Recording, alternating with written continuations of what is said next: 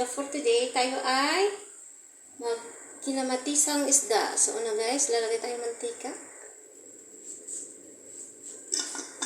Yan, painitin lang natin guys. Tapos lalagay na natin ang ingredients.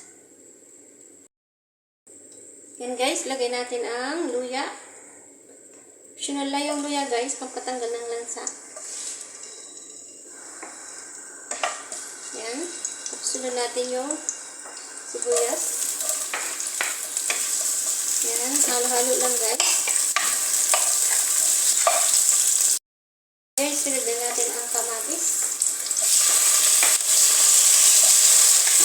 Yan guys, palambutin lang natin hanggang lumabas ang kanyang kapat.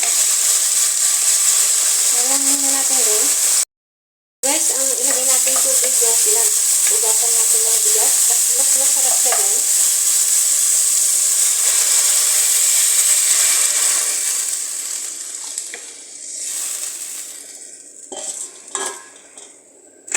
Timplahan natin pampalasa.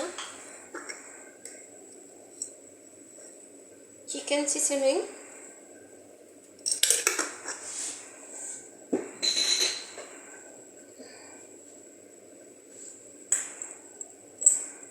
Pamintang durog.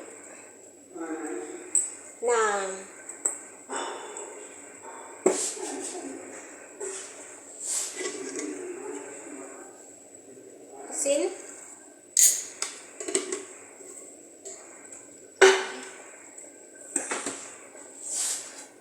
Tapos pakulan lang natin guys. Lagyan natin yung isda. Yan lang natin kumulo guys. Balikan natin after a few minutes. Guys, lagyan na natin yung isda.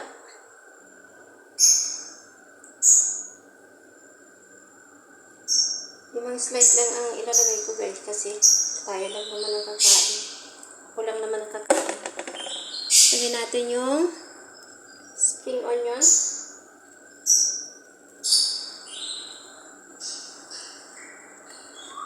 Tapos yung sili guys.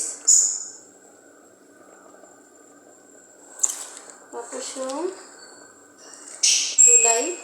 Yan guys, takpan natin. Balikan natin after 1 minute guys. Check na natin ang ating kinamatisang isda. Yan, pwede na siya guys. Ito lang ang gulay na nilagay ko guys. Yun lang ang kasi ang available sa ref namin.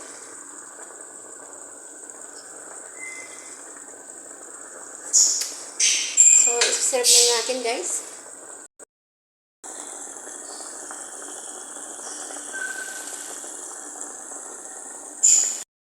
And guys, lalagay na natin ang ating kinamatisang isda.